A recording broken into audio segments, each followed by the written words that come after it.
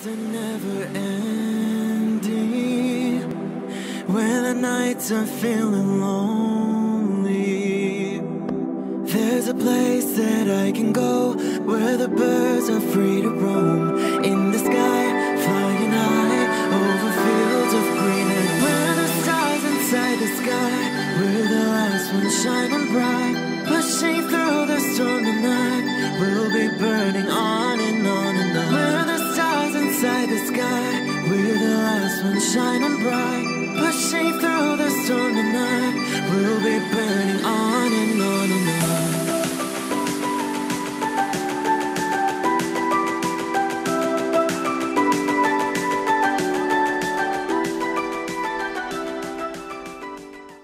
Hello Capricorn, this is Inspire 2016 with your weekly tarot reading for the week commencing the 26th of October until the 2nd of November 2020.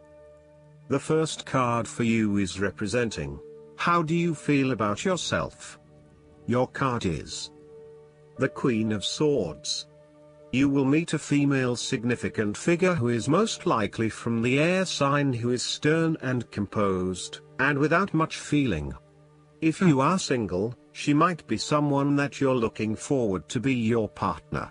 On the other hand, this card also represents the intellect's ability to judge and discern impartially, without the influence of emotion or sentimentality.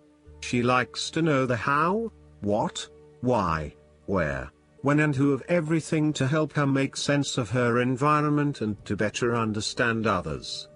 It is not that she does not care about others, but she connects to other people through an intellectual understanding rather than an emotional understanding. The Queen of Swords is a sign that you need to be independent in thought and in judgment. You must use your unbiased intelligence in order to make a judgment of a particular situation, drawing upon every piece of information and fact that you have gathered along the way. Empathy or compassion towards others may distract you from the task at hand, so it is important that you think with your head and not with your heart at this particular time. Do not let emotion get in the way. Rather, use fact and logic to make your decisions. The Queen of Swords also has an innate ability to tell it like it is.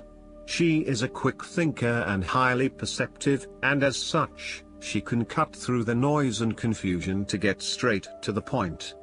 There is certainly no beating about the bush, or softening of her comments, opinions and thoughts. She is upfront and honest about her opinions, and expects the same from others. The best way to interact with the Queen of Swords, therefore, is to remain as impartial as possible, and to present your thoughts and opinions concisely and honestly. The second card for you is representing, what do you want most right now? Your card is the King of Swords. What do you want most right now is seeking out the truth and a fair judgment. You need to remain detached and objective in a specific situation, in order to ascertain the truth and seek out only the facts. You need to use your intellect to prove your point and succeed.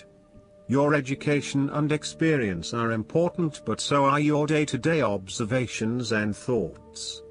You can also solve problems by using history, rules, laws and diplomacy. You need to adopt a very stern but fair role. You have clarity of mind and can perceive the truth right now, so you must take the lead with providing an objective point of view. You are well positioned to judge your situation appropriately and identify the limiting behaviors that are getting in the way. This is a time when you need to leave emotions out of it, and remain as objective and rational as possible. You may need to reason with others and be quite direct about what you are observing.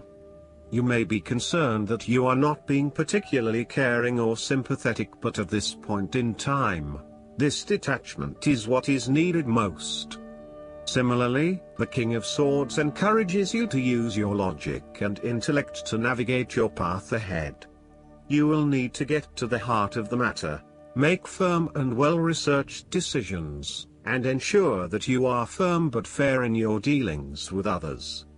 You need to be able to take any situation, look at it with total impartiality, and then come to a decision that is both fair and insightful.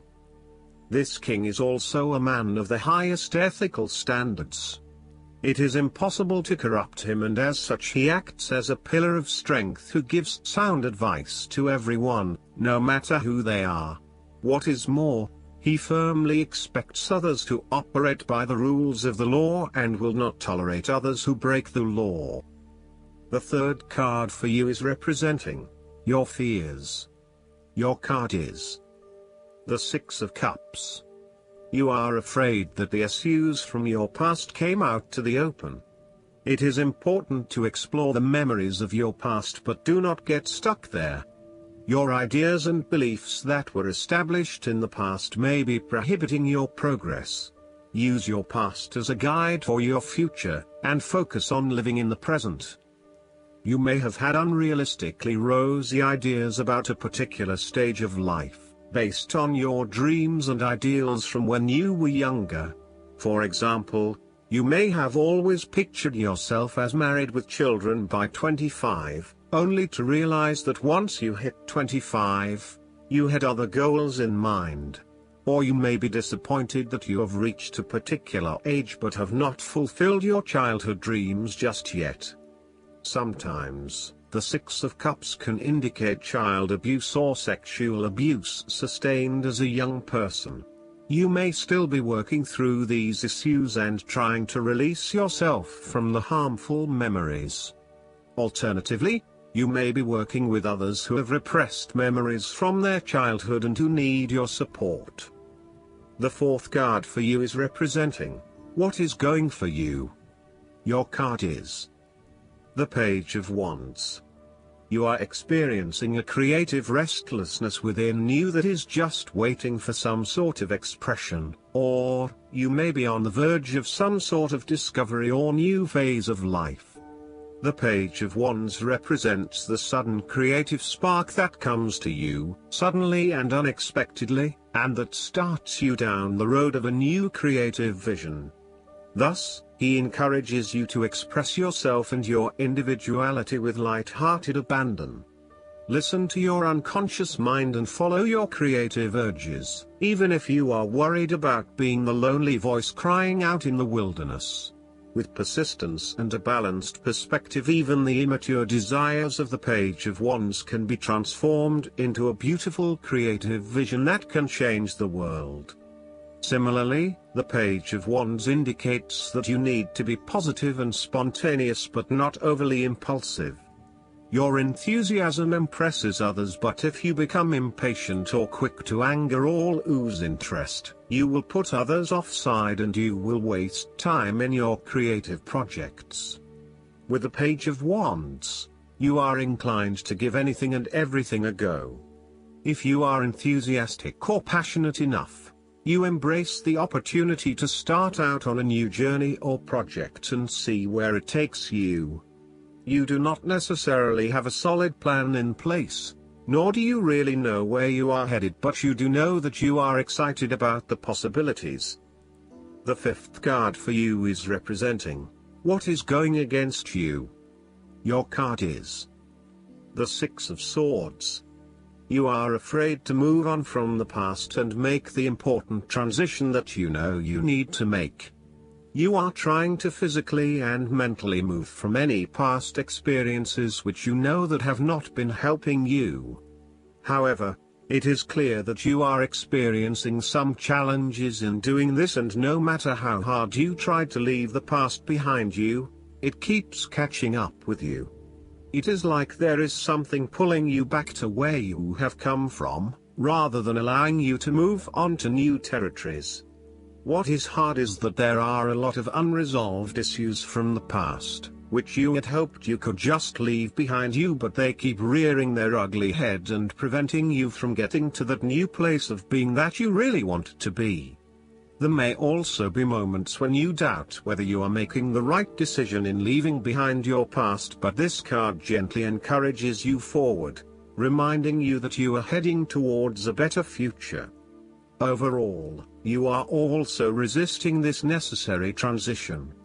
Perhaps you feel that it has been forced upon you or that you were not included in the decision to move. For example, your partner may be required to relocate for work and you must go along with him, her. What is important is that you look at the benefits of the transition rather than focusing on the drawbacks, so that even if this transition is out of your control, you can at least look forward to something and get some sort of personal value out of it. In terms of your personal relationship, you have not moved on from a past relationship and are carrying a lot of baggage with you. You need to work hard at leaving this behind you, otherwise it will continue to plague your current and future relationships. The last card for you is representing the likely outcome that you may have. Your card is the Ace of Swords. This is a period of great insight and mental clarity. It signifies a breakthrough or an aha moment where suddenly conscious understanding and mental reasoning reach their peak, and achievement of goals suddenly becomes a lot easier. You have a new understanding of some issue that has been of concern, or, in a broader sense, a new worldview, especially in terms of your love and work relationship. This is a perfect time to clear away the fog that has kept you from seeing the inner truth, so that you can now cut to the heart of the matter. This is also a good time to act, and if you set your mind to accomplishing your goals, you can achieve anything you desire. The Ace of Swords highlights a new idea, inspiration, original thinking and creative vision. It represents a point at which you have a new way of thinking and the energy to go with it. You are excited to pursue new opportunities that draw upon your creative and mental abilities. The Ace of Swords also encourages you to seek out the truth of the matter and to find justice. You may be championing a cause or standing up for your rights or the rights of others. Thus sometimes, the Ace of Swords can suggest that you are prepared for battle.